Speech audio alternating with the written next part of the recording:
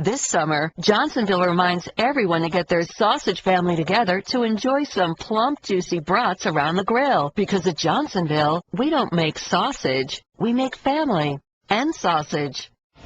National League Central rivals go head-to-head this weekend when the Pirates face the Cubs at Wrigley. Swing and a miss, he struck him out. The pregame at 3 Eastern, first pitch at 4.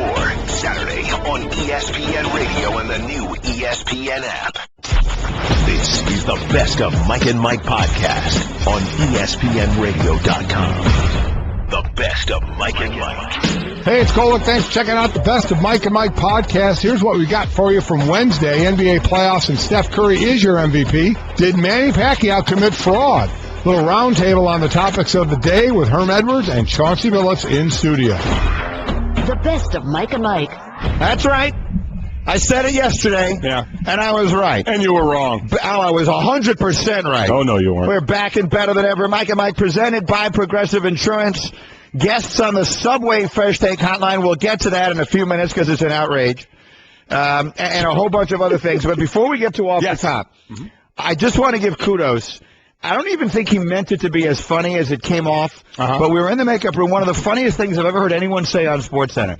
You know, yesterday was May the 4th be with you. It's Star Wars Day every place. They're making a big deal about it. And because it's Star Wars Day. And Neil and Stan are doing the highlights on SportsCenter. And everybody knows Neil Everett and Stan Verretta. Terrific out there in L.A. And I'm watching. They're doing just that. They introduce a bunch of baseball highlights. And they've got a Star Wars theme. So for the Rays and Red Sox last night, they had a bunch of Star Wars characters throw out the first pitch. I don't know if you saw this. Chewbacca throw out the first pitch. Oh, yeah. They're interviewing Darth Vader. Okay. All right. So, I mean, and this guy is as serious as you can be. And you can't be more serious about it. And Neil is way into it. You can just tell Neil is very into Star Wars. And he opens the segment by saying that Stan has never seen Star Wars and paid no attention to Star Wars.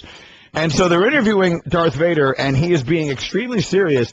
And then they just come out of that, and Stan goes, "These are grown-ups, right?" And it's just...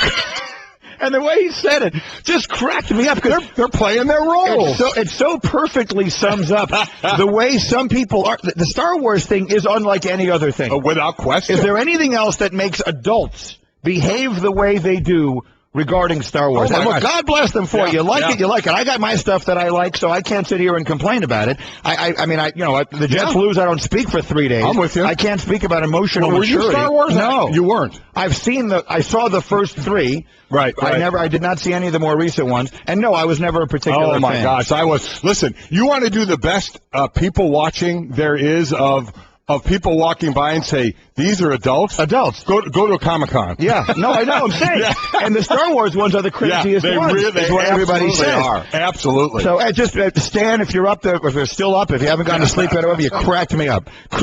He said it so innocently. These are grown-ups, right? And indeed they are, Stan. Indeed they are. All right, Papa, give me some music. Let's go off the top. Off the top. Really busy night last night, including Derrick Rose in Game 1, putting up a lot of shots as the Bulls take Game 1 in Cleveland. He's averaging 24 points on 48% shooting when he's got some rest. But the question is, Mike, is that going to fall off? Yep, that's what he averages that playing on 2 days rest compared to 14 points on 30% shooting on 1 day rest.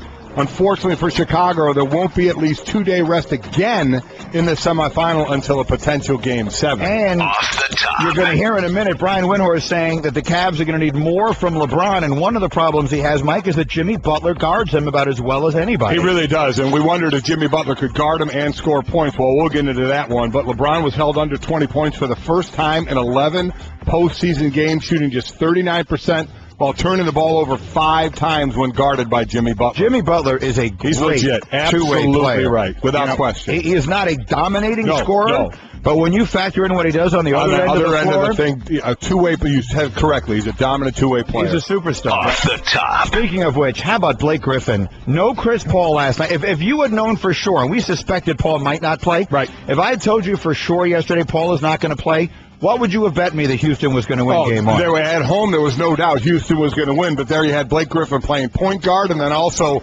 guarding Dwight Howard on the block as well. And what he did, only John Havlicek and Wilt Chamberlain had done as the only non-guards to ever record back-to-back triple-doubles in the playoffs. So Blake Griffin joins that crowd. Sensational. He was unbelievable last night. I have a great question for you a little bit later in this hour about him. Off the top. But finally, Mike, it was the Capitals goalie Braden Holtby who's the hero last night, shutting out the Rangers 1-0. The Rangers play their 10th consecutive one-goal game in the playoffs, by the way, but they are now 1-2 in the series. Yeah, and you said he shut him out 1-0. That's exactly what Braden did 2 years ago Monday. Oh, these are the only 2 times since World War II the Rangers were shut out 1-0 in the Stanley Cup playoffs. And that, my friends, is off the top. It's what's trending now with Mike and Mike, brought to you by 5 Hour Energy. New improved taste, 10 great flavors. Have you tried 5 Hour Energy shots lately? That sets the table on a very busy morning. We will get to the Pacquiao news, which I think is a bigger deal than Golic thinks, and we'll see what you think as we get to that. But we'll start with road teams in the NBA playoffs now, Mike, are 3-1. Right. In this layer of the of this round. This round, so right. far. They've all played one game. Only Golden State has held home court with a fairly easy win over Memphis. Washington stole game 1, and last night both Chicago and the Clippers stealing game 1. Maybe no surprise based upon the players who were and weren't there. Again, the absence of CP3, I would have bet you whatever you want. I'm with you. Houston would win game 1. That one definitely surprised me. On the flip side, there was, if you thought that Chicago was going to steal a game against Cleveland on the road, there was every reason to think it would be this. Kevin Love out for the series. Right. This is their first game without him. Right. They've had an insanely long rest. The Cavs have been off since a week ago Sunday, which David Blatt was saying he was a little worried about. No J.R. Smith for the first 2 games, so obviously not last night. They start Mike Miller. That's a disaster. He can't guard anybody. Nope.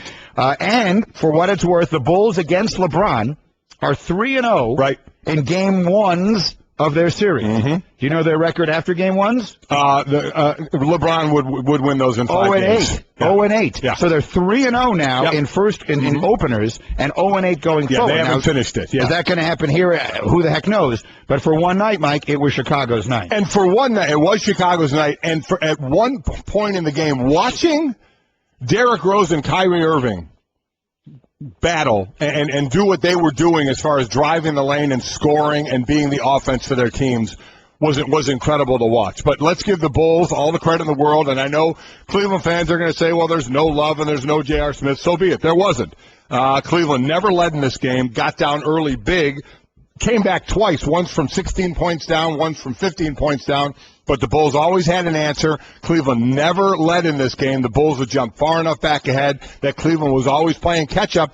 And in the end, while, LeBron was only 1 short of a triple-double, he couldn't get it done in the end, and it was actually Jimmy Butler who had that last shot when Chicago was up 4 with a little time left, and they had the ball. That was a stop that Cleveland needed. Butler hit a high one off the glass, and that pretty much iced the game in an excellent defensive game he played. But Derrick Rose was great. Paul Gasol, every shot he made, I don't think was contested. They did a great job moving the ball, not great rotation from Cleveland, and they were getting some wide open shots, and they hit them. Yeah, not to make excuses. Sometimes things are excuses, sometimes they're reasons.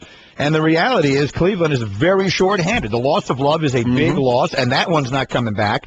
The loss of J.R. Smith in a variety of ways is significant, if only in that it's a rotation player, and he's more than that. Definitely hurts, and he's got to be sick. Let me tell you what, if you have any conscience at all of how you would have trouble looking yourself in the mirror for the dumb thing that he did to get suspended for 2 games. And he knew it. He said it right after the game. He knew it. And let me tell you what, it's up for that to come to roost right now because they still have 1 more game without him in Cleveland.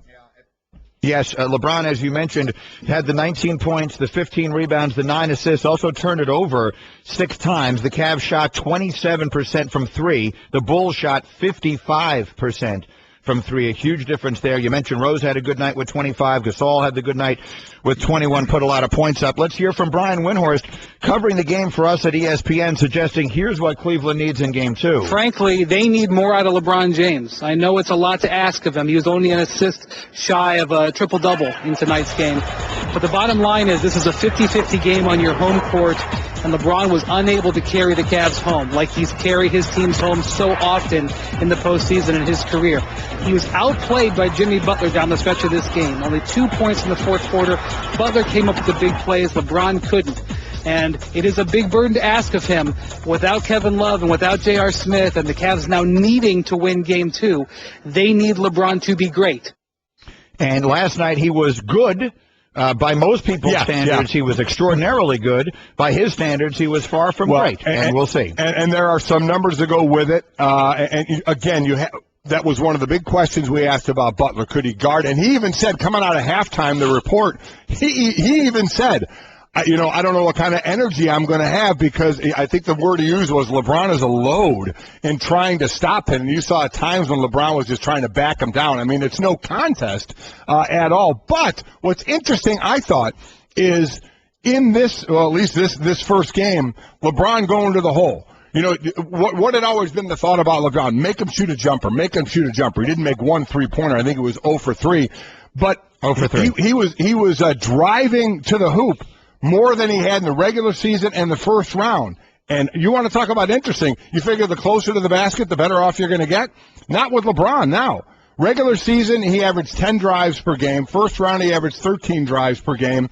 In the game last night, he had 19 drives. And each of these he drove more, his field goal percentage went down, and his turnovers went up. So he's driving to the hoop, he's missing more and turning the ball over more, and, give a lot of credit to that to Jimmy Butler. And he wasn't getting fouled because he only took 2 foul shots on the night last night. So a terrific start to this series for the Bulls and for Jimmy Butler. It means that we got 3 more to win, for one. But I think it's good. We got out to a fast start. We're scoring the ball and we're guarding. And when we play like that, I think it's hard for teams to beat us. I tell you, there's a part of you that I picked the Cavs to win in 7. I'm certainly not changing my mind, but there's a part of the reason that I did, despite the loss of love, is that I was underwhelmed by the Bulls' performance against Milwaukee, the 55-point win at the end notwithstanding. Right. And I think there's a part of me that, watching that last night, thinks this is what they were waiting for. This is these guys, the guys who've been there a while, not Gasol, but Rose, Noah, Butler, they want LeBron. Listen, I agree, and there are going to be those, if they were to pull this out, to say, well, they didn't have Kevin Love. Doesn't matter. Don't care. And you know what? Bulls don't care. As they move on to the next round, if they win this, they don't care who was there or wasn't there. They just want to win, and they just want to move on. One thing I think for sure, we'll see a different starting lineup for Cleveland. I don't think Mike Miller will be back in the starting lineup again, because they fell behind early, had to play catch-up the entire game, and this is a huge game 2 for them at home. Now they just need to get the split. With the injury and the suspension, they started Mike Miller and Iman Shumpert last night. When those two were on the floor, 14 minutes that the two of them were on the floor together last night, they were outscored as a team by 20. Here's LeBron. I mean, for us, we had a bad start, obviously, and we can't afford to do that in game 2 in order to even the series up. And, it could have been just us being out of rhythm, for 8 days. It could have been what the Bulls were doing. There's a little bit of everything, and a combination of everything, and, they got off to a fast start. Panic time? Certainly not. No. If they lose game 2, then we start having that conversation. Mike and Mike, meanwhile, the conversation has to be about another absolute superstar who maybe, despite having once been the number 1 pick in the draft, doesn't get enough credit for what he does. We'll talk about him in exactly 1 minute after this word from 1-800-Flowers.com. All right, listen, Mother's Day is Sunday, everybody. It's still time now, and the time to do what is right now, to send the moms in your life a beautiful rose bouquet from 1-800-Flowers.com. Mom means so much, you need to send the very best. Well, and we're giving you this opportunity, gang, to not blow it, basically. Let's just be honest. Don't blow it. We're making it easy for you at 1-800-Flowers.com. This is the special offer for our listeners and our viewers. 18 multicolored roses, free glass vase, $29.99. You want to throw $10 more on that to get more? Well, you can. For $10 more, 2 dozen roses, a glass vase, and a box of chocolates. That's 40% off the regular price. You can't beat this offer, but it's only available today and while supplies last. Go to 1-800-Flowers.com from your desktop or your mobile device. Very, very easy to do. Click on the radio microphone in the upper right corner and enter Mike. That's 1-800-Flowers.com. Enter Mike. 7:10 to go in the game. Griffin with the basketball. Hands it off to Reddick. Back to Blake Griffin. Outside Barnes. 3-ball. Bingo! Matt Barnes, second 3 of the game, and what a timely one that was. It was a huge shot. The Beast 980. Big Shot Barnes, they called him last night.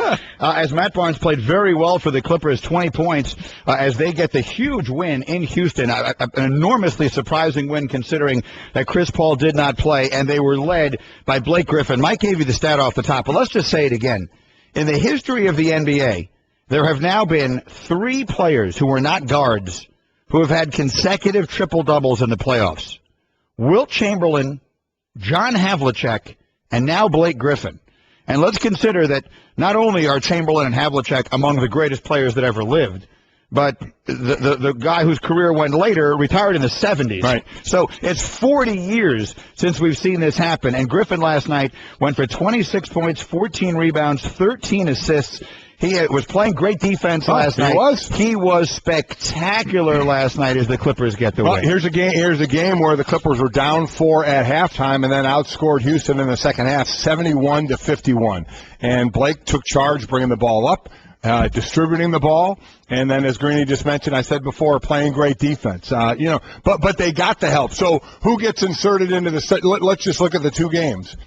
Who got inserted into the starting lineup for Cleveland was Mike Miller, and it didn't go so well. Who got the start for Chris Paul? It was Austin Rivers. He scored 17 points. More importantly, 4 of 6 from three-point land. So he came in and gave a great performance, and from a backup becoming a starter. He certainly carried his weight and then some. This was the Blake Griffin show, but he got a heck of a lot of support from Matt Barnes, from Austin Rivers, and others. Yeah, and others. J.J. Redick had a pretty decent night last night. James Harden had a quiet night by his standards. Really, the one guy who played well for Houston was Howard. Yeah, Dwight Howard, yeah. He had 22 and 10, and he played 39 minutes, so you figure that's probably a good sign, but it was Blake Griffin's night. Well, Chris, everybody has to step up, but it's not one person's job. It's all of our job. I think if you look at the stat sheet and look how we played tonight, it was everybody. Jamal, Matt, DJ always, JJ, Austin. I mean, everybody just stepped up and played, did their role, and that's how you fill that void of CP not being out there. Team guy, I mean, what more are you looking for? So, fascinating question. I got a great one for you. Ready for this? Okay. I'll give credit to Steve Cerruti. Cerruti, from our staff, brought this up yesterday when we were talking. That's one for him. I think it's a good question. Job. He brings ideas to the show every single day that he's been working with us now for almost a year, and he finally had a good one. There you go. Here's the idea. We looked at the 2009 draft yesterday, right? Because we were talking about Steph Curry when we were saying he was going to be named MVP, and of course, as the day went on, he was. And congratulations to Steph. Absolutely deserved it. Great speech was phenomenal. I mean, what he's doing with his car, all just great stuff. We'll get into all that. Yes, we will. Yeah. But he was the 7th pick, and we talked about how the Timberwolves picked point guards 5 and 6 right ahead of him. Ricky Rubio and Johnny Flynn. How awful that looks now. Tyreek Evans went high in that draft. Hasheem Thabit went high in that draft. Number 2. But the first pick was Griffin. Right. The 3rd pick was James Harden. Right. The 7th pick was Steph Curry. Mm-hmm. If you were to redraft that draft right now, in what order would those 3 guys go? Blake Griffin, James Harden, Steph Curry. Curry was the MVP this year. Yep. Harden finished 2nd and had a sensational year. And Blake Griffin just put up back-to-back triple-doubles in the playoffs. That's a great question. He's the one big guy in the group, so you always sort of lean toward the big guy. You do lean toward the big guy. Even if his pro accomplishments right now seem lesser than those of Harden, who you forget was on the OKC team that went to a final as the 6th man of the year, played very badly in that final, but he was there. Steph obviously has emerged now as a great player and as a league MVP. But he's my size. I mean, for whatever that's worth. Your size, but he's doing way more than a lot of. Even though he's a 7th pick, people thought great score. I'm not saying no, but if you're picking right now, you're the GM. You have the first pick in the draft, and those 3 guys are on the board. Knowing what you know right now, who you taking first? There's so much of me that wants to lean to the biggest guy.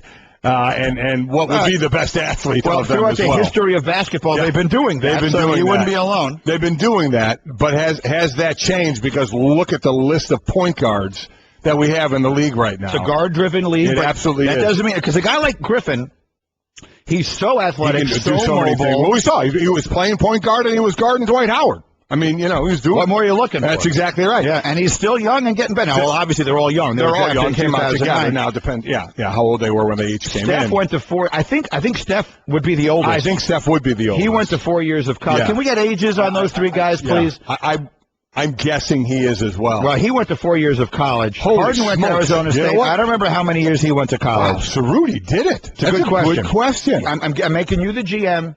and you were redrafting. Griffin is 26. I see them opening it. There is part of me that leans to the athletic ability and the size of Blake Griffin that just says I'd still take him number one, even though Steph Curry each year seems like he's going to break his three-point record. and Harden, obviously, with assists and scoring.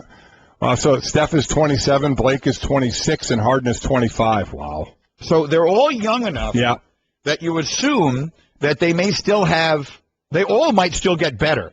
So the question is, what is the ceiling? Now, one of the differences is Harden's the best player on his team. Yes, he is. Curry is the best player on his team. Griffin is not. He's not. It doesn't mean he couldn't be. No. He plays with Chris Paul. I got their win shares. Among them, going back to when they got drafted in 2009, James Harden, his win shares are the highest, 63. Steph Curry, 54-ish. Blake Griffin, 51. But Griffin has really kind of – first of all, he was on the Clippers when they were the Clippers. And that team, we know the inconsistencies of that team, even when we looked at the talent, but they would play inconsistent at times. But we're just talking about an individual here. It's a good question. I'll throw it out there. It is a good question. Let's talk about it. Yeah. We'll see what you think. As the morning goes on, we'll make the pick. But if you were redrafting that draft, Blake Griffin, James Harden, Steph Curry went in that order. Again, they went 1, 3, 7. Where do you have – can we make a list of 4? Where do you want Hasheem to beat in there? Well, he is big. Yes, he is. He does have size. Yes, I believe we could teach him. You can't coach size. Can't coach size. Yeah. You know, he was. They tried in the D League, though. He was in the D League. Yeah. The best of Mike and Mike. Mike and Mike. Guys, when you buy your clothes at DXL, you look good. But you feel like a rock star. So if you want to look and feel like a... You'll find all the brands you love, waist size 38 and up, all in one awesome store. DXL. You're looking good. Right now, select dress shirts are just $49.50 each when you buy 2 or more. The best of Mike and Mike. Mike and Mike. Okay. The fight comes and goes and stinks. The fight stunk. Anyone who thought the fight was good has never seen a good fight. And we talked about this at great length yesterday, all the reasons why. Right. And I said there's only one person to blame, and that person is Manny Pacquiao. He didn't come to fight. He didn't hold up his end of the bargain. And now we know why.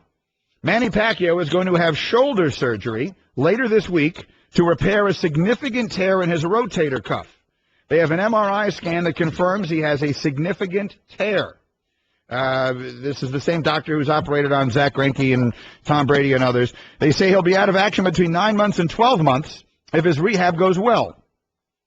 The top-ranked promoter, Bob Arum, said Pacquiao suffered a shoulder injury in training camp about 2.5 weeks before the fight, and that it hampered him in the fight. So let's go back and retrace, shall we? Let's call it something in the neighborhood of 2 weeks before the fight. Contracts not yet signed, mind you. Manny Pacquiao suffers a serious shoulder injury, one that requires surgery that will sideline him 9 to 12 months. You can do one of two things. You can inform the world of this, postpone the fight of the century, and it maybe never happens. The hundreds of millions of dollars that you generate with this fight maybe never happen. Because if Pacquiao has to have the surgery, is anyone going to be as interested? Are as many people going to buy thinking he's damaged goods? And if you wait another year, how much is that going to hurt this process? So you can do that, or you can keep it a secret. You can shoot him up with a bunch of pain-killing stuff. You can hope everything goes okay. You can send him out there as damaged goods and put on a terrible show and walk away with your hundreds of millions of dollars smiling. That's what they did. Someone explain to me why that's not a disgrace. They did exactly the right thing. They did exactly what anybody out there would do. You go ahead. Defraud the public? Do you think they cared about the public? Do you think that the athletes care about name me the last athlete that cares about the public? Give me a break. You are directly selling a product. Let's go through the process first, shall we? Let's do it. He hurts his shoulder 2.5 weeks before the fight. He tells USADA. Now remember that a lot of this was about the PED testing where they couldn't get this done earlier. They tell USADA about this because they want to do injections, Toradol. Toradol was a monster drug in the NFL. There's a lot of sports. Basically, here's the definition of Toradol. Toradol reduces hormones that cause inflammation and pain. So basically what it does is we would get Toradol shots before a game if we had an ankle, a shoulder, something, so it wouldn't swell during the game, and it would block some of the pain as well. So that's the shot, okay? So do you want me to stop there, and then we'll pick this up, or you want me to keep going? Yes, you will continue I have the absolute why, what they did, what they went through, and why every single person out there would have done the exact same thing. Right. Again, for those of you just joining us, it is disclosed yesterday that Manny Pacquiao has a serious shoulder injury. It was suffered about 2 weeks before the fight. Contracts had not yet been signed. It will require surgery that could sideline him 9 to 12 months. Bob Arum says, again, willingly, that they knew about this 2 weeks before the fight. And yet, obviously, they signed the contracts, they got these guys in the ring, and they got their money. And some will say they completely ripped off the public by knowing they were sending damaged goods into the ring. So to begin the conversation again, Golic knows from shoulder injuries, you were talking about the Toradol, which they used to shoot up the injury. So to move past that one, basically what they did is they told USADA, U.S. Anti-Doping Agency, about this because they were the ones overseeing the testing. So they told them so that they could okay the Toradol shots. And so he was getting those as the fight was coming up, and the camp says, now who knows what to believe out of the camp anymore, but they said they felt that they were seeing enough where it wasn't going the bad way, that the shots were working enough to stop some of the inflammation, and Toradol helps with pain as well. So they decided to keep going with this, and then they got to the night of the fight, and as you've heard, they wanted to get this shot before the fight as well. And the Nevada Boxing Commission denied it because basically, you know what it came down to? When they filled out the questionnaire, and we'll get into this, or the medical form, they didn't check the box that he had an injured shoulder. And the camp for Pacquiao was trying to say, listen, we told USADA, they've been allowing us to get the shots as we were training, but the Boxing Commission said, listen, you didn't tell us. It's not checked on the box, so we didn't know. Even USADA tried to jump in and talk to the Boxing Commission to see if he could get the shot, and the Boxing Commission would not relent. They said, no, you didn't check it. You didn't tell us you had a shoulder injury. You're not getting the shot. So he doesn't get the shot. The Pacquiao camp is now saying around the third round it started with the pain, and maybe he injured it more, who knows. But then you have what you have. My thought on this, I would have done the exact same thing, without question. Stolen $100 million from the public? Without question. Okay. And anybody, you can put it however you want it, but I want everybody out there to look in that mirror and ask if you would have done the same thing. Here's a guy who was 36 years old. He's coming to the end of his career. This is his 65th fight. If this fight gets postponed, there is a real chance it never happens. Because if it gets postponed and you see that tear and they want to have surgery, now you're talking 9 months to a year. Is this fight happening? Very possibly not. Possibly and not. Even if it does happen, it will be diminished. Without question. So you got 80 to 100 mil staring you in the eye. You have fighters that go in. You have athletes that go into bouts, go in on the basketball court, the ice, the football field, the baseball diamond. You have them going on playing injured all the time.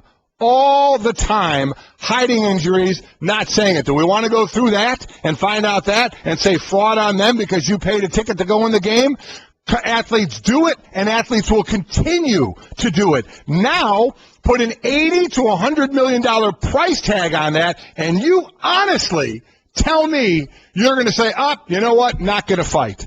Not going to fight. I'm at the end of my career. I'm looking to go into politics. I'm looking to steer away from, I've lost, 3 of the last, 6 fights I fought. One where you got just destroyed. And you're going to turn this down? A, there's part of you that thinks you can fight through it. B, there's probably going to be a point where you know this is not going to be good, but you're going to try and do it anyway. There is no doubt in my mind I would have tried to go through that fight without question. We just talked. I'm amazed you would even say this. We had just talked for the last week, and I'll just say boxing right now, but I'm telling you, any athlete, and I guarantee you look in the mirror and look at the situation, you do the same thing. We're talking about boxing. What have we talked about in boxing? How seedy it is, how despicable it is, how there's nobody running it, how each camp is in it for themselves, and now you're going to pull the, where's your honor? Where is your honor on not disclosing this injury and ripping off the public? I almost want to laugh in your face. It has nothing to do with honor, and I think it has to do with what your legal obligations under certain circumstances may be. Want to get into, listen, we're going to get into the legalities of it. And you're directly selling a product. So when he's going in hurt. Are you kidding me? Rarely do people go in 100% to anything. But if he has a significant injury and you don't disclose that, okay, listen, now we're talking about two different things. Well, but if it was disclosed, it probably hurts the marketability of the fight. What percentage of people that buy that pay-per-view buy it in the hour leading up to the fight, right? People don't buy this thing weeks in advance. I think I read something from Darren Ravel that in the middle of that afternoon, they had sold 500,000 pay-per-views, and they wound up somewhere between 3 and 4 million buys. Here's, in my opinion, where they blew it. And then they cost them legally. Here's what I would have done. I would have disclosed, I would have checked the box shoulder, just so I could say, I'm getting these shots, but I'm fine. The shots are working, I feel great. I feel fine. That's what we all did as athletes when we had whatever injury we had and whatever we had shot into it, or you wouldn't admit you had it shot into it because you didn't want to admit that you had the injury so your opponent didn't start whacking you, where you were hurt. Is you sold it. You said, you know what, I'm fine. Yeah, okay, we have to disclose. I got a shoulder, but you know what, I'm good. All good. Taking care of it, getting shots, I'm fine. All good. Athletes do that all the time. And that's where they may have blown it from a legal standpoint. And now we can get into that of where they may get in trouble. But that's what I would have done. I would have disclosed it, said I'm getting shots for it, but I'm good to go. Feeling good to go. And then whatever happened in the fight, happened in the fight.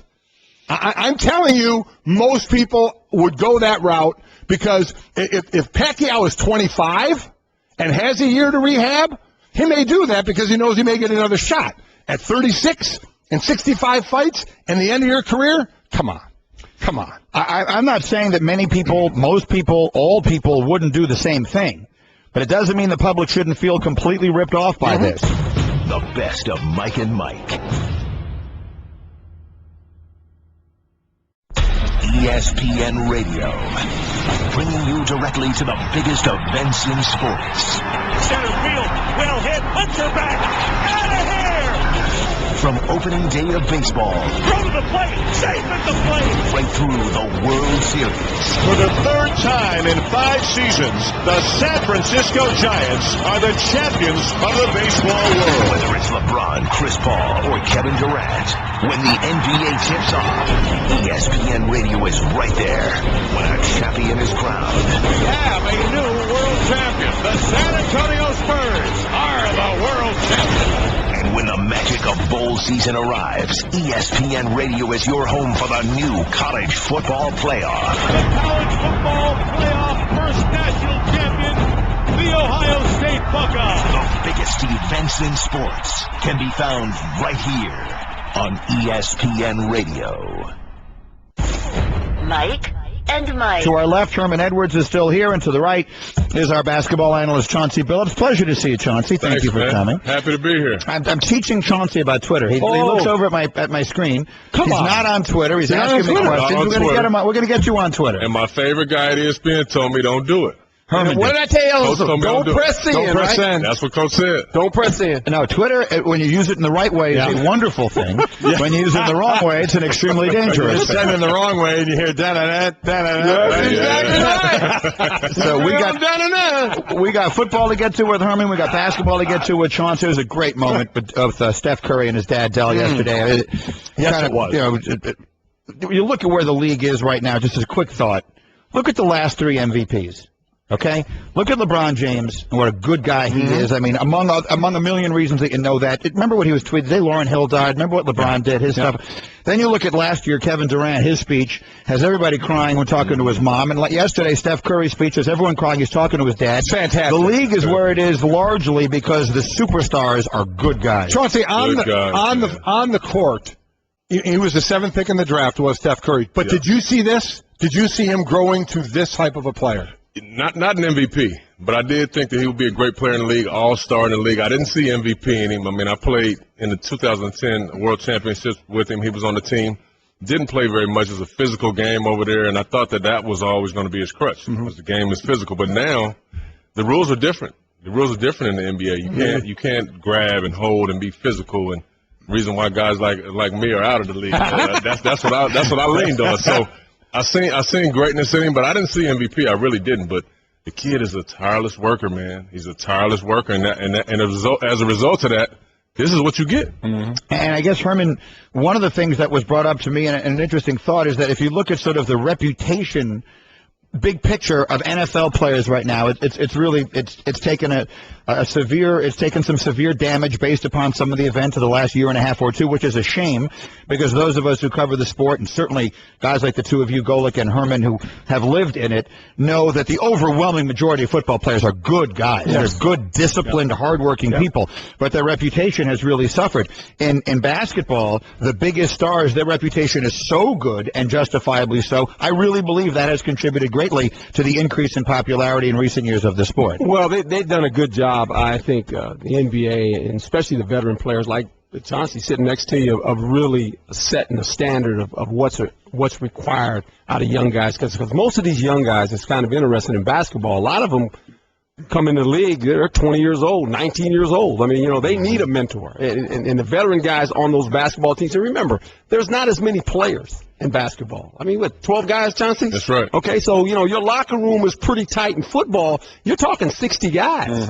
I mean, and, you go from ages 32 to a 22-year-old, we don't have the same things in common. A lot of guys are married. I mean, so all these things become, I'm not making an excuse, but I think basketball has done a nice job of really mentoring guys. All right, meantime, Golic, let's get back to what has become sort of the story of the morning. Okay. The story in the New York Daily News is where I first read it, but it's certainly everywhere, that a pre-fight medical questionnaire that was filled out by Manny Pacquiao, and one member of the Manny Pacquiao team says he was the one that did it, clearly puts in misinformation on the sheet. He checked no next to, have you had any injury to your shoulders, elbows, or hands that needed evaluation or examination? They checked no and then signed it under penalty of perjury. It has now been announced by everyone, including Bob Arum, that he suffered a shoulder injury 2.5 weeks before the fight. By the way, before the contracts were signed. Went out there, wasn't able to get the shots that they wanted, and wound up throwing about half the punches that you expected him to throw, and now is going to have shoulder surgery that'll sideline him 9 months to a year. So the questions then come abounding in. If you want to see, by the way, the medical questionnaire, I put it on Twitter. See, Chauncey, on Twitter, good things can happen. I have it up at ESPN Greeny. If you want to see it, it's just sitting there on my Twitter page. You can actually read the questionnaire. So, Golic, you're making the good point, which is this is Pacquiao at the very end of his career, the biggest payday he's ever had, and he's not going to blow that, because if they postpone this fight and he has the surgeries done a year, it's going to change the dynamic completely. It may never even happen. But it certainly does bring up the question of whether the public has a right to know. They're defrauded. They're buying pay-per-view. They're making legal wagering. And also just sort of the heart of a champion.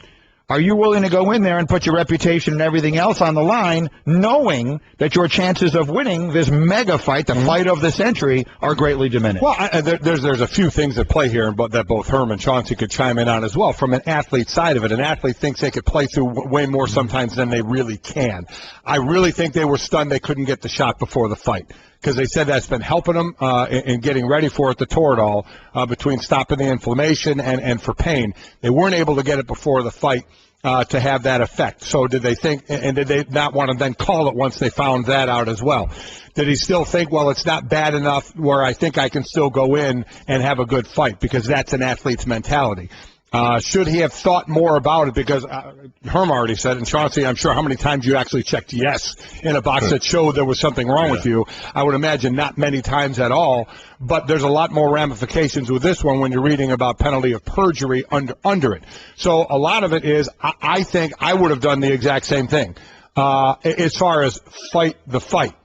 Given his age, where he is in his career, as I said earlier, if I'm 25, I'd probably postpone it, have the surgery, and now I have a lot of time left and maybe can still get that fight. But at 36, I'm not doing it right now. And the thing you have to wonder is, should you have handled this differently? You put down medications you were taking, which quite honestly, you put no to everything else, and then you're talking about all the medications you're taking, including Toradol.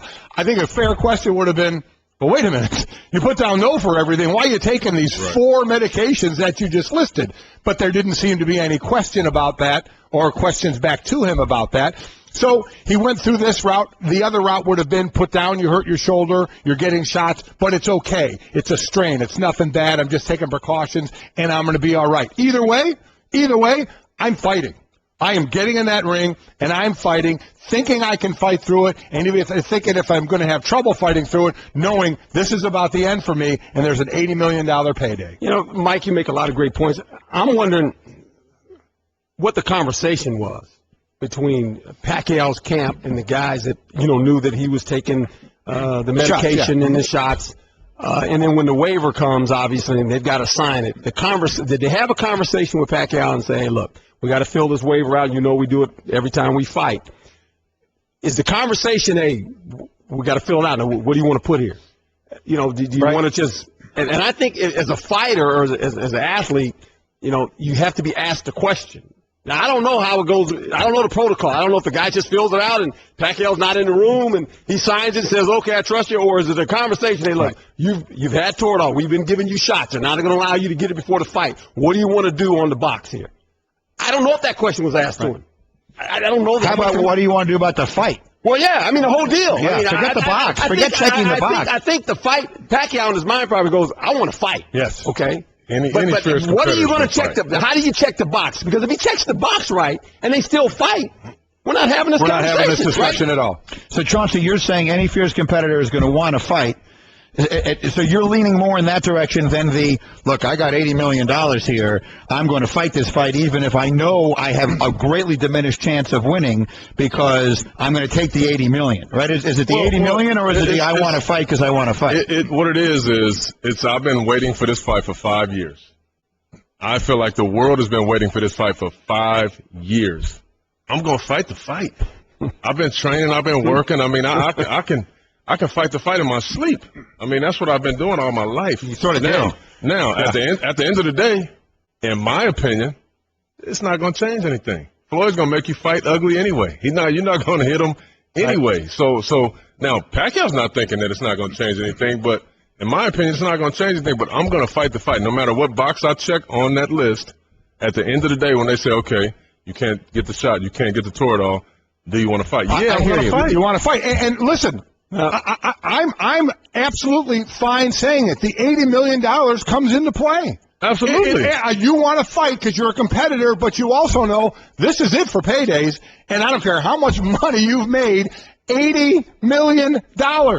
That's gonna keep you in the ring as well. At 36. You want to be in the ring anyway, but you want to talk about reasons. One in the pro or con column. That's in the pro column to step in the ring. So I guess here's the part I'm trying to get to with you, Chauncey, is I get that you're factoring in both. I want to fight. I've been ready to fight. I'm ready to go out there and do this. And if I postpone this now, I may never get the $80 million. How about this is his chance to be considered one of the greatest fighters of all time. He had, he has a place in boxing history somewhere. Right. If he beats the unbeatable Floyd Mayweather, now who knows what his place in boxing history becomes.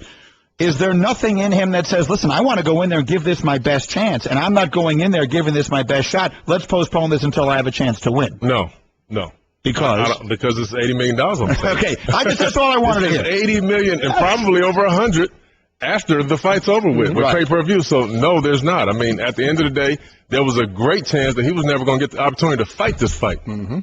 He got the opportunity to fight the fight. Yeah, he's banged up. Coach, as you know, being an athlete and a coach, sometimes you got to learn how to play hurt. Yes. You got to learn how to play injured. You just have to do it. It's a part of athletics.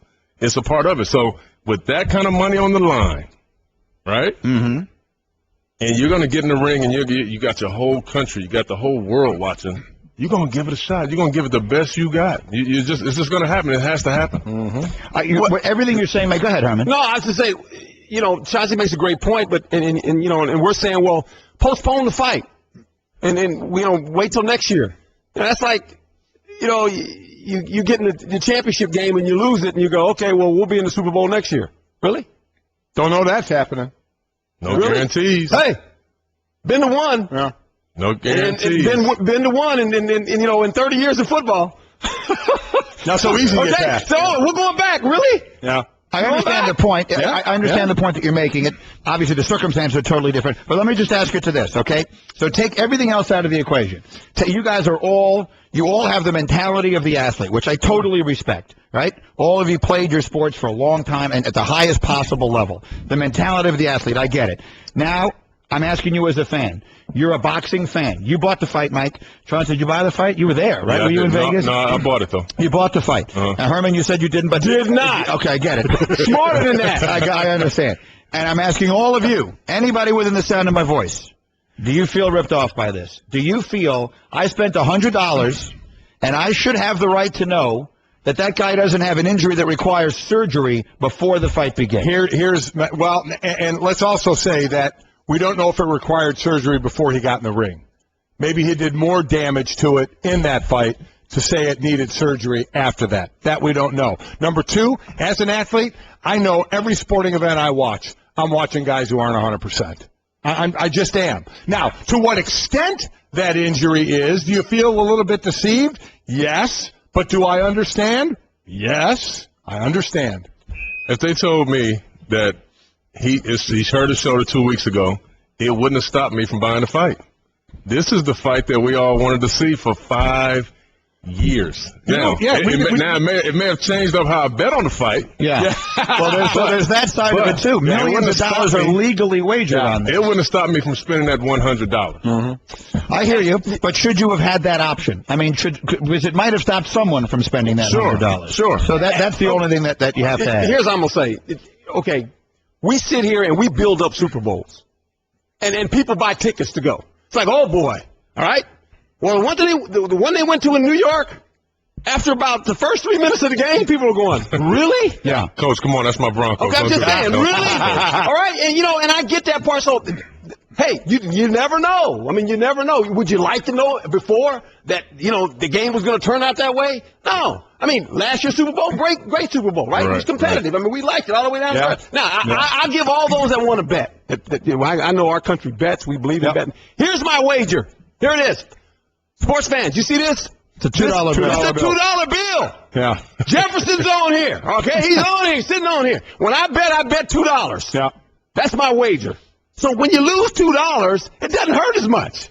Just bet $2. Don't worry about all the rest of that bet stuff. a lot. It's interesting. All the things we're talking about surrounding the fight. Sean had a really interesting email.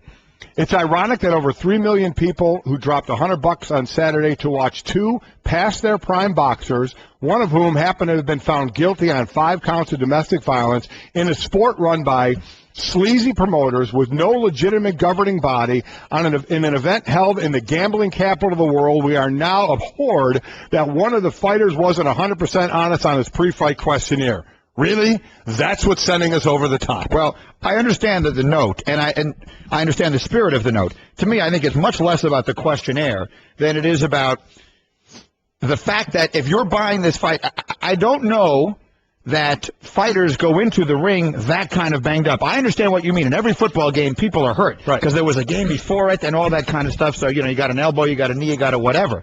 I mean, the fighters have been training for however many months they've been training. You don't expect them to go in hurt. They're going to get hurt in the ring. Okay. Unless the fight's like this one.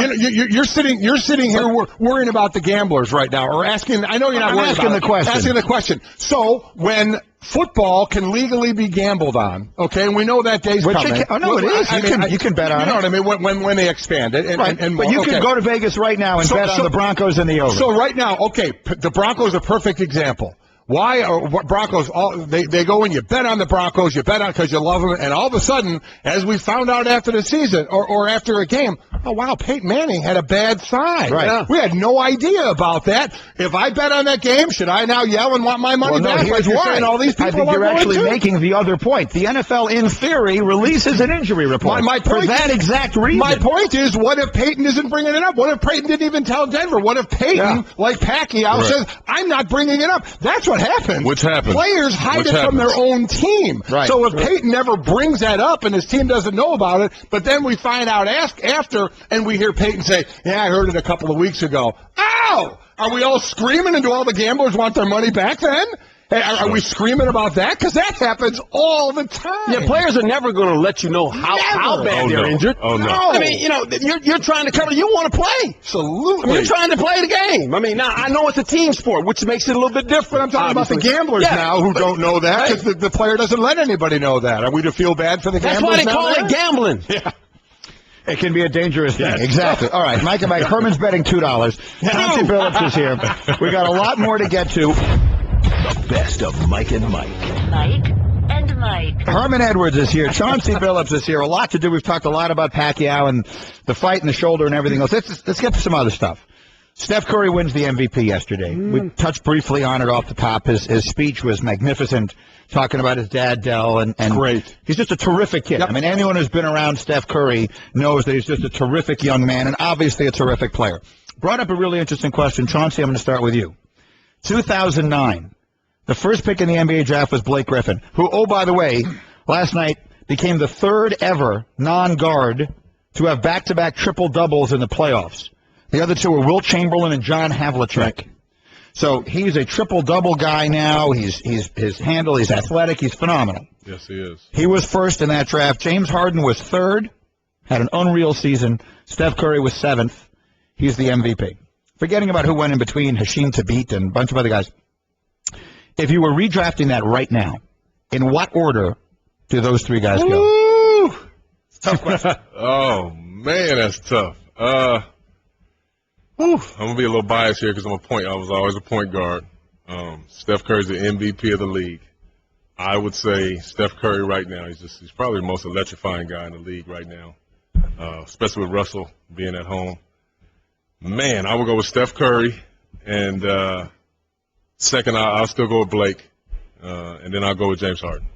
And again, it sounds like you're diminishing the third guy by putting him third in this discussion. Right. He's obviously had a brilliant season and is a great player. But I think in most people's opinion, he's going to be third of that trio. By the way, for what it's worth, Harden is 25 years old, Griffin is 26, Curry is 27, so there's not an enormous amount of difference there. Herman, you're a basketball fan. Which one of those guys you take? Are you taking the big man? Or the little man? The little man is the quarterback, like in our league. Mm-hmm. And I think in today's world, when you play basketball, it's spread out, as Chauncey said earlier. I love what Blake Griffin has done. He's refined his game. He can play better in the box now. He can play in the low box. Before he was I watched him when he was a dunker. He shot outside, but now he go down. He's getting better. But Curry is he's out of sight. I mean, he's a great shooter, great passer as well. But he can orchestrate the offense. And Harden, I think Harden kind of fooled everybody. I think because when he was with, obviously, when he comes and he becomes the guy, everybody said, well, he can't become the guy. He was like the sixth guy. The sixth man, yeah. The sixth guy. And no one expected him to be who he is right now, to be considered as an MVP. We always looked at him as a sixth guy with the Thunder. Say he's a good player. He's kind of a role player, sixth guy. What is he going to do when he becomes a starter? Did pretty well. Did you see that coming? I don't know. Most people didn't see this coming. When you see that third guy go to another team and get paid to become the man, it usually doesn't work out. Right. It's worked out with him. Chauncey, when did we switch over to it was a given? If there was a choice between a big man, now I know Blake's not a 5, but he's still a big athletic guy, or a guard, it was the big man. The big man. That's done. It's just a different game now. I know when I came in the game, it was a big man's league. I mean, you had Patrick Ewing and Shaq and Dikembe and Alonzo and the Dream and David Robinson. It was the big man's game, and then you get it to the guard. You play through the big man, they get the double team, then you throw it to the guard. Now, there's no big man out there, and it's a point guard's game. If your point guard can facilitate, he can make plays for everybody. That's the guy that you're going to play through. A guy like Blake, who's a great player, who can bring it up. I mean, he handles just as good as most point guards in the league. However, if he doesn't get the rebound and bring it up, he needs somebody to get it to him. And wasn't that my point guard don't need somebody to get it to him. He can just make a play and win you the game. Wasn't that on display last night with Kyrie and Derek? I mean, listen, the man. show that those two put on. Listen, I'll tell you this. Unreal. Anybody that's disappointed about the Pacquiao-Floyd fight, tune in to those 2 point guards every night, man. And I'm telling you, it's a heavyweight fight. I mean, those two guys were so great, so brilliant. They're guarding each other, which I love. A lot of times you see these point guards taking other matchups to get rest on defense. they're guarding each other, man, and they're taking on that challenge, and neither one of them can stop the other one, but they're gonna put up a fight. I love that. Here's the question for you, Chauncey, because the numbers are clear that Derrick Rose in this postseason has been much better when they've had extra rest, extra days in between games. He's averaging 24 points on 48% shooting when playing on at least 2 days of rest, compared to 14 points on 30% shooting on just 1 day of rest. And unfortunately for Chicago, there won't be 2 days of rest again in this series unless they get to a Game 7. So would your expectation be that Rose can or cannot keep that pace as they start going every other day now? Well, I mean, he takes 25 shots last night and gets, 22 shots, I think, gets 25 points. If he's going to take that many shots, he can get that many points. Now, can he affect the game? I mean, the pick and roll was the most unstoppable play they had last night. D. Rose and Gasol, they ran the pick and roll. They scored almost probably 70% of the time on the pick and roll. Can he continue to do that? Yes. But the beautiful thing about D. Rose's team now, he doesn't have to get 25, 28, 29. You got Jimmy Butler. You got Pau Gasol. You got the bench coming in, scoring baskets. Mirotic, we didn't even see him. They have other layers and pieces to that team that he doesn't have to be phenomenal every night. Are they in trouble? Cleveland in trouble? You got LeBron James. I don't think not yet. I can't say not yet. They got LeBron James. Well, that's an interesting one. So but he got to play, though, Coach. Oh, he got to play. He got to score at least 30 a night. He got to play better. He got to score 30 a night in this series. For sure. I agree. He's got to go be the star. Yeah. Amazing, 1 assist away from a triple-double, and that's what everybody's saying is he's got to play. This is his moment. At the end, he wasn't coming through. 19 points on 22 shots, not LeBron James. And he said it. LeBron said it in the press conference. He knew. He said, I let it kind of get away. I was trying to facilitate and do all that, but you have a different mindset. Yes, the question I got for you, we talk about big men. Anthony Davis, what is his ceiling? Oh, man. He really can be one of the best that this game has ever seen. Okay. Ever. I mean, with his abilities and he can put it on the ground. He's extending his range. He's a great defender. Not only one-on-one defender, help side defender, pick and roll defender. He doesn't have He's fun to watch now. Man, he got no weaknesses, Coach. He's fun to watch. He got no weaknesses. I started watching the Pelicans. How about that? Mike and Mike, we have a feature called Protecting the Lead. It's brought to you by Protection One. Bring the best defensive player to your home or business. Protection One. It's who we choose. Mike and Mike, we both have Protection One home security in our homes. Let's give that to Jimmy Butler, who was sensational last night. And I tell you, as a two-way player, he is right now made himself into a superstar. He's not a dominant offensive player, but he's a very good offensive player. And, Mike, when you add in his defense, he's a superstar, and he was protecting the lead, brought to you by Protection One. Yeah, and he even said after halftime, he said it's tiring to guard, as he called LeBron, the load to try and guard him and then play offense, but he certainly did well last night. This question, I'm going to start with Herm from the coaching standpoint, then Chauncey from the player standpoint. The Clippers get a game on the road. So they stole that one game on the road to get home court. They did it without Chris Paul. Different than our sport, Herm, because in the playoffs it's one and done. So you're gonna push the envelope a little more. Chris Paul's got the hamstring. We know what an aggravating injury that can be. Where do you stand as a coach? I know a lot of times if the doc says you can play, you play him. But how do you manage that as a coach in game 2? You already got home court. You stole it by winning game 1. How do you manage the next game and CP with the hammy? Well, I think Doc is obviously going to have a conversation with Chris and see where he's at. I don't know if he pulled it, he strained it, whatever, but it really put this team in a position where they had to go on the road, play a Houston team, and Houston fell into the trap. They went, Chris Paul not playing. We're good, right? We're good. No, not so much. And I think it made the Clippers play at a high level. It made all of a sudden Blake play better, and guys started stepping up because they knew their guy is gone. I think what Coach Rivers is wrestling with right now, can I steal another one? Can I wait another one to get him really well? And there's the conversation. I think going this week, he's going to look at that, talk about that. Can a player, and I find this hard, I can't believe I'm asking it, can a player think to himself, I'm better off sitting this next game because it's a 7-game series, or are they hell-bent? Is he going to be hell-bent on playing and have to be pulled back? First of all, this is Chris Paul. Yeah. Really good friend of mine. For him to have to sit game 1, he's banged up. And he's banged up big time. But as a player, also going in the game too, you win. Not that they didn't steal; they took that game from them and looked at them like, "Here, we got it. Now what?" So they took that game from them. Now game 2 comes. Chris Paul's banged up. Say he's feeling 65%, but another 2 or 3 days, I can be maybe 80%. We have a game here. Maybe you do sit down. Maybe you do wait and say, when I'm going home, we're going home. I get a little more treatment. I feel a little bit more better. I feel a little bit better. Excuse me. And I'll be ready to go in game 3. I think he sits this game for sure. I think you have to look at the bigger picture. Yeah, our goal is not even just to win this series. Right? Yes. The goal is to win a championship, and they can do it. Right? If we were to make him healthy, clearly, if you were to make a list right now, Chauncey, of the teams that remain that you could see winning the title, there are 8 teams left. But we always look at it. Usually going into the playoffs, we can identify 3, 4. Yeah. Are there more than that? We could certainly see Golden State winning the title. I can see Golden State. That's one. The Clippers. If Chris is well, I can see the Clippers winning it. Without Chris, I think it's a tall order, man. Houston? No. Certainly not Memphis. We would assume. No. So 2 out of the West. So it's 1 out of the West. Really? Well, with Chris Paul, you say yes. With Chris, yes. Okay, so we'll say 2. Cleveland. Yes. Chicago. Yes. Washington. No.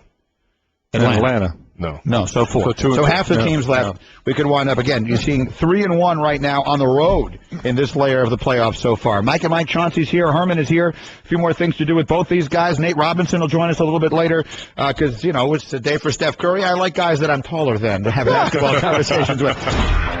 The best of Mike and Mike. All right, Twitter reaction, 1-800-Flowers.com Twitter feed. Thumper tweets at us. Refund the dough or put on a free rematch for ticket holders and pay-per-view buyers. Most want their money back. Did you hear who was starting the battle for that? Axl Rose. Yeah.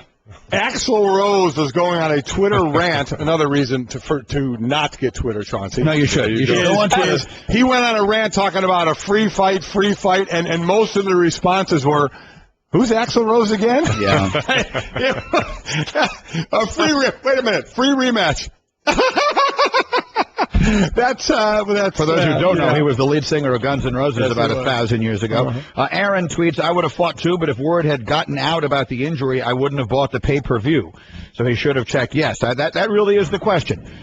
Did people buy this who wouldn't have bought it otherwise? And then there is the gambling side of it. I don't know.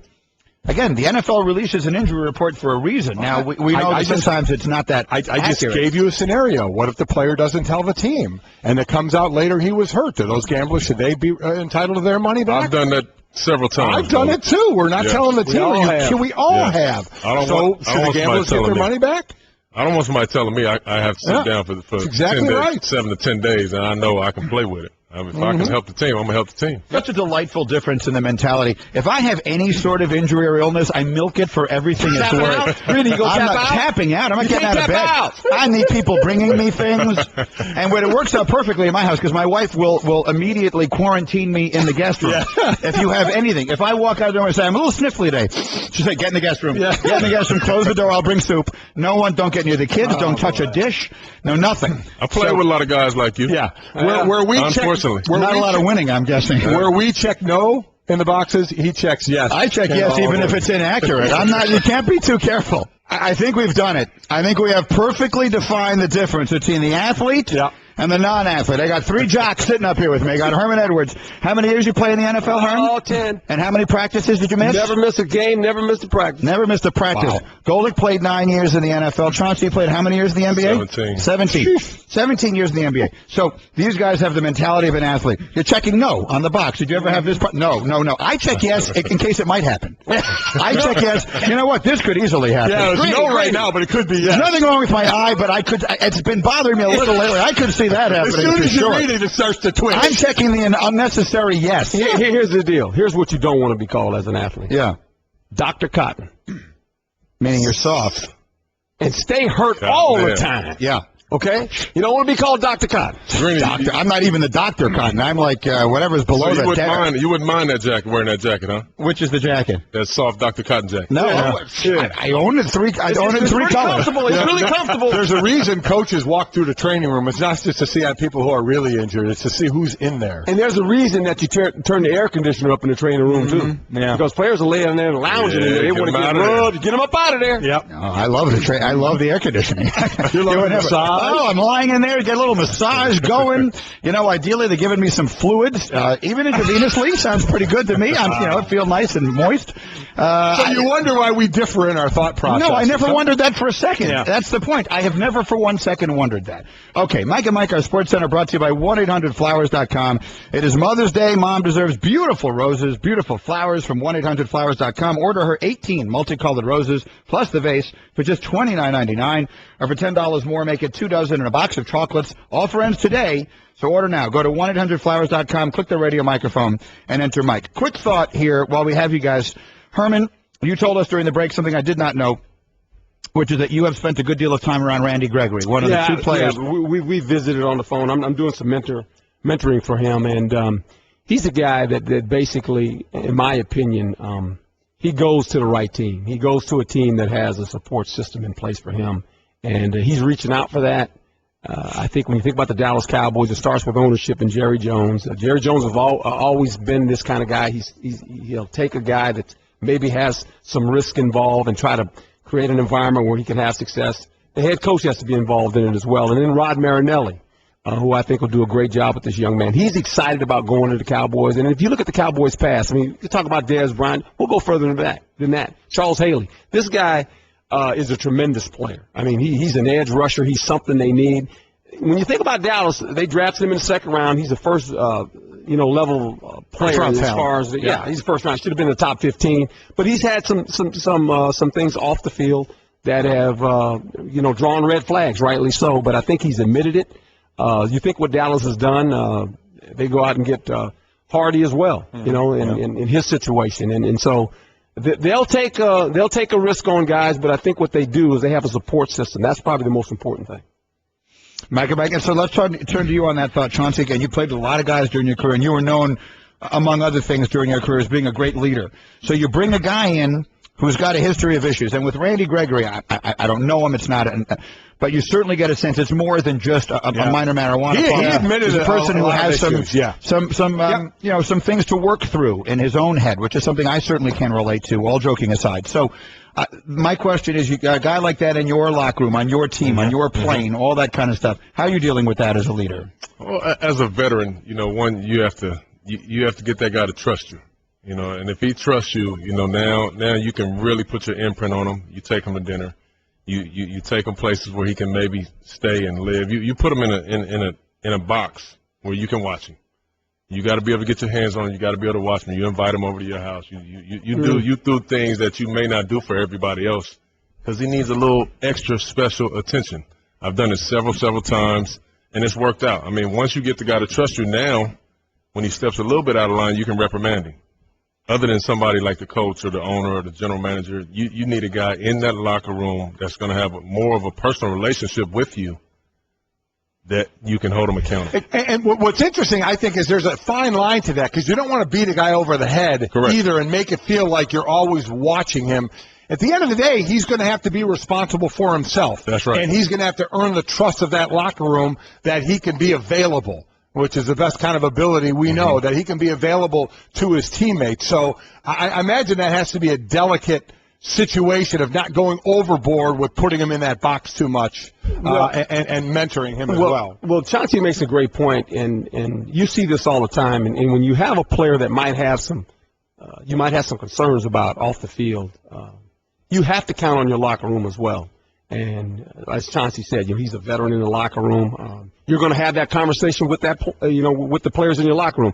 I look at Randy Moss when he came in the league, and he was a first-round value. I can remember there were certain teams took him off the board, and he drops to Minnesota. Obviously, Denny Green's the coach. Chris Carter's a wide receiver. He's a Hall of Famer. He sits here with you guys a lot. And I think he had a lot to do early with Randy Moss. So I just think that's a part of the process as well. It's not just the coach. It's not the support system outside of the building, but what's in the locker room. Who's willing to do that? And I know I've done that with players that I've drafted and gone into my locker room and told certain guys, hey, look, are you okay with this guy? Because we're going to draft this guy now. But you got to help me. You got to help me with the player. And they said, Coach, you get him. We'll take care of him. So that has to be part of it as well. Mike and Mike, all right, quickly, because I have to let both of you guys go. Let me go to your expertise really fast here. Just we'll fire through some of these. Herman, did the Buccaneers get the right quarterback with number 1? Did they take the right guy? Absolutely. And they'll be able to help him as well. He's got a defensive-minded head coach. He's got 2 big receivers outside. They won't allow him to be a volume passer. He couldn't have gone to a better place. Chauncey, the Basketball Power Index views the Bulls and the Warriors as the most likely NBA Finals. They give Chicago a 57% chance to beat the Cleveland Cavaliers. I know you would never bet on this, but if I forced you to, would you take the Bulls to win this series? If I had to bet my money? If you had to bet money, $2, because I don't play anymore. I get it. If I borrowed a $2 bill from Coach and I had to bet my money, I would still take Cleveland right now with LeBron James. Yeah, there you go. You too, Golic, or no? I think I would. Listen, they try to. I don't expect Mike Miller to be starting in the next game. They got some changes. I mean, they do have some changes. So I want to see what's going to happen with those changes. I expect them to be pretty significant. Herman, all things considered, which team do you think helped itself the most over the 3 days of the draft? Oh, is he doing it? Oh, boy. He's doing it. Oh, boy. but they helped themselves because they did a great job. The Jets, by the way, for those who didn't know. I'm sorry, airplanes. They did a great job in the offseason. When they went out and got that secondary, that right there really put ease to them. And then you get another big defensive lineman. Hopefully Wilkerson stays there. Can the quarterbacks just not turn the ball over? You guys got a shot. And finally, over here, did they get the right call? Steph Curry deserved to be the MVP. Chauncey, yes or no? Harden had a huge year. Did they make the right decision? Steph Curry definitely deserved it. Harden was my pick earlier on, but, I mean, if you look at the game yesterday, Harden couldn't get his team at home past the Clippers without Chris Paul, and that's a big deal. But they made the right call. But of course, the regular season award. Quickly, the Basketball Players Association, they're going to give their own awards. Do you think Steph will win that? Yes. They will vote him MVP. I bet he does as well, yeah. Guys, this was a lot of fun. Herman Edwards, got to let you go. Chauncey, you got a ton of TV to do. Great to see you both. Thank you, man. Good job, all. Thank you so much. This has been the best of Mike and Mike on ESPN Radio Pod Center. To hear more from Mike and Mike, log on to ESPNradio.com and become an ESPN Radio Insider. The best of Mike and Mike. Hey, Mike Golic here, and I certainly love to fish. And when my dad took me out fishing for the first time when I was 6 and I caught that bluegill, I was so proud. Such a great memory, an experience everybody should have. Whether it's the first of the day or first of a lifetime, TakeMeFishing.org wants you to get out and make your first catch. And if you show them using hashtag FirstCatchSweeps, you can win an Evinrude E-Tech G2 powered Ranger bass boat. Learn more at TakeMeFishing.org. No purchase necessary. 48 U.S. and D.C. 18 and older. Ends 5/25/15. Void in Alaska, Hawaii, and where prohibited. See site for rules. Two of baseball's best go head-to-head in interleague action when the Tigers head to St. Louis to face the Cardinals. That one is gone. The pregame at 7 Eastern, first pitch at 8, Sunday on ESPN and ESPN Radio.